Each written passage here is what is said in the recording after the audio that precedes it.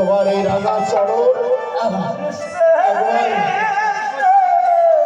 একবার তোমার আমার এই মস্তকে দাও ভগবান, আমার মস্তকে তোমার এই রাঙা চরণ দাও।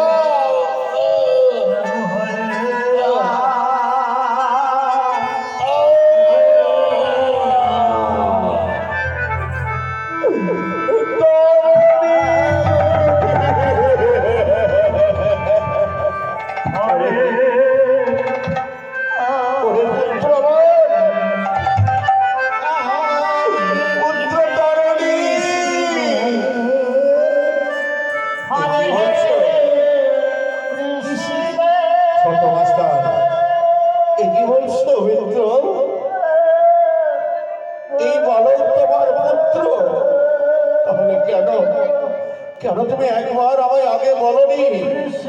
একবার যদি বলতে ওই মা নিজের পক্ষে ধারণ করতাম, তবু পরকে আমি নিধন করতাম। ঠাকুর লক্ষণ দেখছে সর্ব অঙ্গে রাম নাম।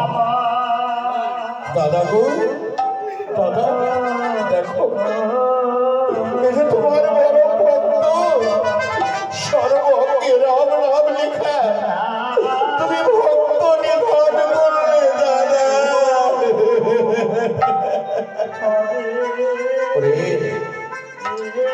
ওরে আমার বড় ভক্ত, একবার তুই আমায় কেন বললি না রে? আমি বিভীষণের পুত্র, আমি নিজেই বলতাম, তবু তোর পক্ষে আমি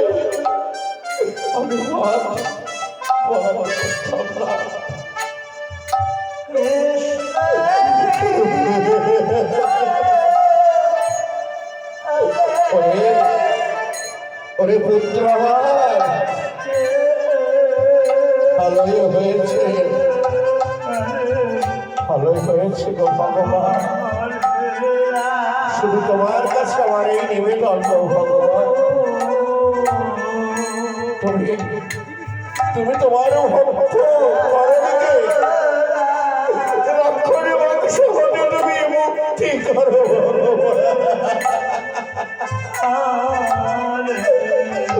তোমার কাছে আমার এই চাওয়া,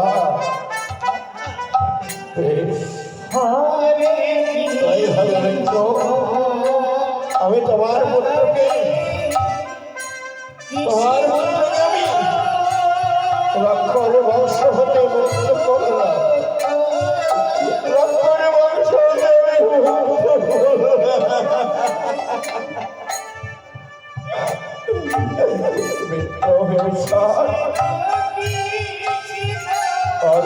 সবাই অপেক্ষার মনে আমি ভক্ত নিধনকারী ভগবান, ভক্ত নিধনে আমার পাপ সঞ্চয় হয়েছে। তোমার পুত্রকে আমার হস্তে তুলে দাও, নিজের হাতে আমি তখন বলো তাতে যদি পাপ একটু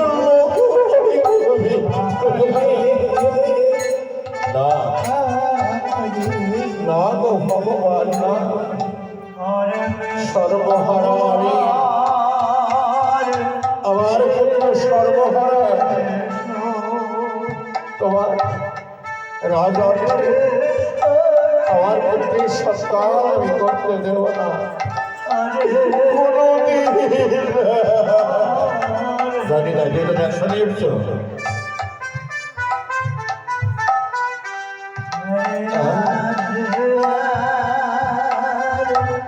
বেশ, তাহলে মিত্র, উপমিত্র, তাহলে আমি অযোধ্যাবাসীর কাছে গিয়ে যদি ভিক্ষা চাইতে করি বাবু, সেই করি দিয়ে আমি তোমার পিতার সৎকার করব। এসো ভাই ঠাকুর লক্ষণ, এসো পবন লক্ষণ। আজ ভগবান অযোধ্যা নগরবাসীর কাছে তো হাত থেকে ভিক্ষা চাইছে। বলছো গো মা, আজ আমি ভগবান নই গো মা, আজ আমি ভিখারি সেজেছি। দাও না মা, এই বিবাহ কালে আমায় কিছু দান দাও। মা গো, আজ ভগবান ভিখারি